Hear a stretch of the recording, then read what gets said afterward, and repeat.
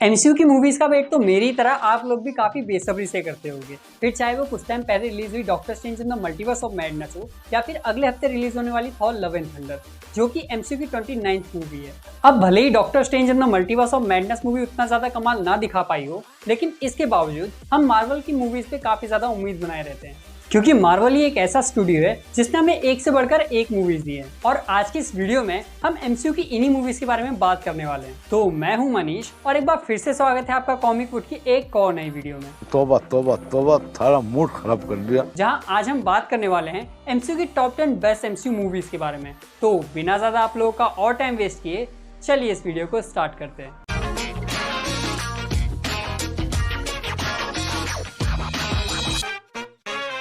इस लिस्ट में आपको जितनी भी एमसीयू मूवीज दिखेंगी वो मेरी पर्सनल फेवरेट मूवीज हैं। तो चलिए शुरुआत करते हैं नंबर 10 पोजीशन से, जिसमें आती है आयरन मैन मूवी। यही वो मूवी है जिसने एमसीयू को सेटअप किया था और आज एमसीयू जिस पोजीशन में है उसका पूरा क्रेडिट आयरन मैन मूवी को ही जाता है। ये पूरी ही मूवी आयरन मैन की ओरिजिन पे बेस्ड थी, जिसमें आयरन मैन का रोल प्ले किया था हम सभी के फेवरेट रॉबर्ट डाउनी जूनियर से।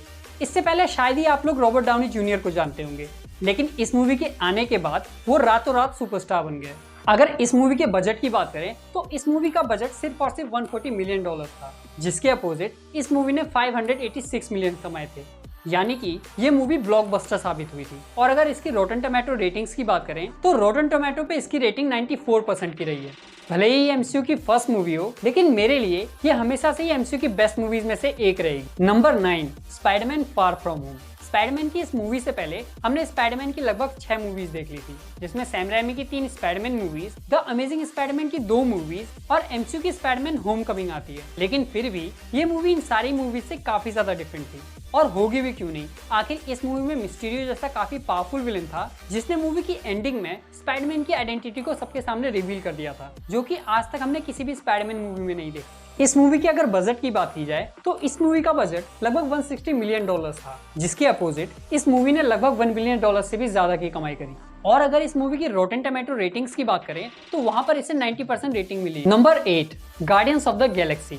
इस मूवी के आने से पहले कोई भी ये नहीं जानता था कि आखिर गार्डियंस ऑफ द गैलेक्सी कौन है, और ना ही इस मूवी के ट्रेलर के बाद किसी को इस मूवी से उम्मीद भी थी। लेकिन जब ये मूवी रिलीज हुई तो लोगों को ये मूवी काफी ज्यादा पसंद आई, जिसका रीजन काफी ज्यादा सिंपल था, क्योंकि गार्डियंस ऑफ द गैलेक्सी के जो मेंबर्स हैं वो काफी ज्यादा इंटरेस्टिंग है, जिसमें लोगों को ग्रूट और रॉकेट रकून काफी ज्यादा पसंद आए थे। और ऊपर से इस मूवी का जो डायरेक्शन था वो सच में काफी ज्यादा लाजवाब था, जिस मूवी का पूरा क्रेडिट जाता है जेम्स गन को।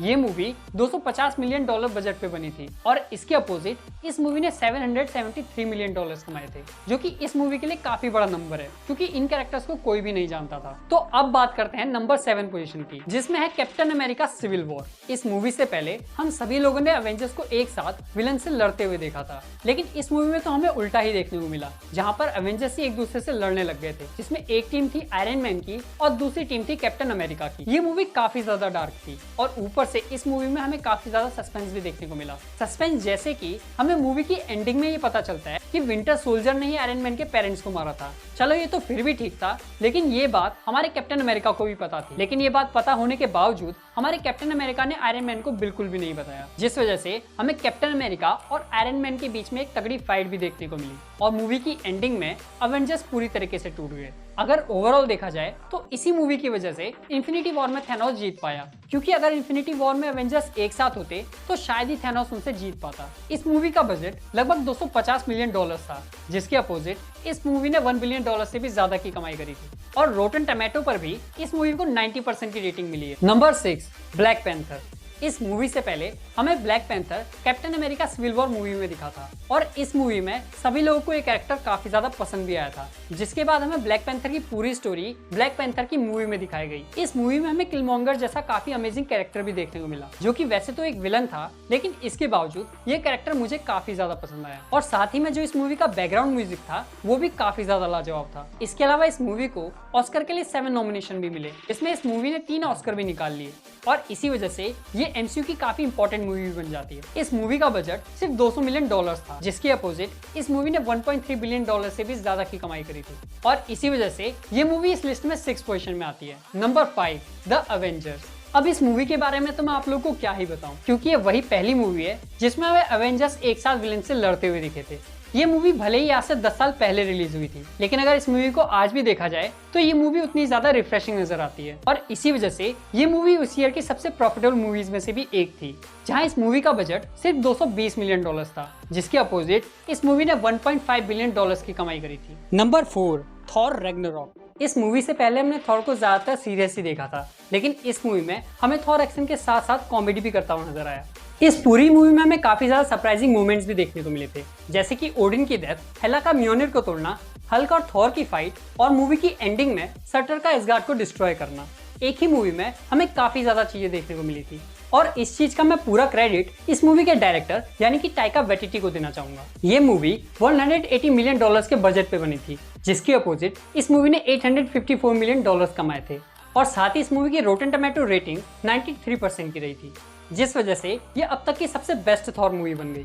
और आने वाली Thor love and thunder movie में हमें यही मैजिक दोबारा देखने को मिलने वाला है। नंबर 3, स्पाइडरमैन नो वे होम। ये मूवी ठीक वहीं से स्टार्ट होती है जहां पे स्पाइडरमैन फार फ्रॉम होम की एंडिंग हुई थी, जहां पीटर पार्कर अपनी आइडेंटिटी को छुपाने के लिए एमसीयू के जादूगर यानी कि डॉक्टर स्ट्रेंज की हेल्प लेता है, और बस फिर एक कांड हो जाता है, जिसकी वजह से दूसरे स्पाइडरमैन की मूवीज के विलन इस यूनिवर्स में आने लग जाते हैं, और मूवी की एंडिंग में टोबी मैगवायर और एंड्रू गारफील्ड के स्पाइडरमैन भी इस यूनिवर्स में आ जाते हैं, जिसके बाद तो ये मूवी अलग ही लेवल पे पहुंच जाती है। भाई कसम से जब इन दोनों की एंट्री हुई थी तो सच में पूरा थिएटर पागल हो गया था। वैसे तो मूवी कमाल के एक्शन से भरी हुई है, लेकिन एक्शन के साथ साथ ये मूवी हमें एक बहुत ही बड़ा झटका भी दे जाती है, जहां पर हम सभी की प्यारी आंट मे की डेथ भी हो जाती है, जिसके बाद तो हमारा स्पाइडरमैन पूरी तरीके से अकेला हो जाता है, क्योंकि उसके बेस्ट फ्रेंड नेड और एनजे तक भी ये भूल जाते हैं कि आखिर पीटर पार्कर कौन है। इस मूवी का बजट लगभग $200 मिलियन था, जिसके अपोजिट इस मूवी ने $1.8 बिलियन की कमाई भी करी। तो अब आती है इस लिस्ट की number 2 movie, Avengers end game. ये मूवी एमसीयू के पूरे 10 सालों की मूवीज का कंक्लूजन है,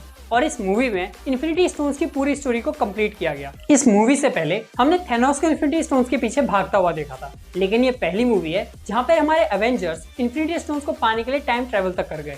वैसे ये मूवी बहुत सारे लोगों को स्लो लगती है, क्योंकि इसका जो फर्स्ट हाफ था उसमें हमें कोई भी बड़ा एक्शन देखने को नहीं मिला था, लेकिन इस बात को भी कोई नहीं नकार सकता कि इस मूवी की जो एंडिंग थी वो अब तक की सबसे बेस्ट एंडिंग में से एक थी, जहां हमें इस एंडिंग में बहुत सारे अमेजिंग सीन्स भी देखने को मिले। पर इसके बावजूद ये मूवी हमें लास्ट में बहुत ही ज्यादा इमोशनल करके छोड़ गई, क्योंकि इस मूवी में हमने हमारे चहेते यानी कि आयरन मैन को खो दिया। इस मूवी का बजट लगभग $350 मिलियन था, जिसके अपोजिट इस मूवी ने $2.8 मिलियन की कमाई करी थी, और इस वजह से ये वर्ल्ड की second most highest grossing movie बन गई। तो चलिए अब ये जानते हैं कि आखिर इस लिस्ट में नंबर 1 पोजीशन पे कौन सी मूवी है। Number 1, Avengers infinity war. भले ही अवेंजर्स एंड गेम ने एमसीयू अब तक की सबसे ज्यादा कमाई करी हो, लेकिन अवेंजर्स इन्फिनिटी वॉर वो मूवी है जो कि हमें स्टार्टिंग से लेकर एंड तक अपनी सीट में बांधी रहती है, क्योंकि इस मूवी में हमें स्टार्टिंग से ऐसे ऐसे सीन्स देखने को मिलते हैं जो कि हमें अपनी सीट से उठने का मौका नहीं देते, और ऊपर से इस मूवी की जो एंडिंग थी उसने हमें सदमे में डाल दिया था, जिसके बाद हमें पूरा 1 साल वेट करना पड़ा, और तब जाकर हमें अवेंजर्स एंड गेम देखने को मिली। ये मूवी $325 मिलियन के बजट पे बनी थी, और इसके अपोजिट इस मूवी ने $2.5 बिलियन की कमाई करी। भले ही कमाई के मामले में ये अवेंजर्स एंड गेम से पीछे हो, लेकिन इसके बावजूद ये मेरी फेवरेट एमसीयू मूवी है। तो ये थी मेरी टॉप 10 बेस्ट एमसीयू मूवीज की लिस्ट। वैसे आप लोगों को एमसीयू में सबसे बेस्ट मूवी कौन सी लगती है, ये आप लोग मुझे कमेंट करके जरूर बताइएगा। तो आज के लिए बस इतना ही। अगर आप लोगों को ये वीडियो पसंद आई हो तो इस वीडियो को लाइक और शेयर करना बिल्कुल भी ना भूलें, और लगे हाथों अपने इस चैनल को सब्सक्राइब भी कर दें, और इस चैनल की कोई भी वीडियो आपसे गलती से भी मिस ना हो जाए इसके लिए बेल आइकन को जरूर दबाएं। तो अब आप लोगों से मुलाकात होगी कॉमिक वुड के अगले एपिसोड में। तब तक के लिए बी सेफ, बी एंटरटेन।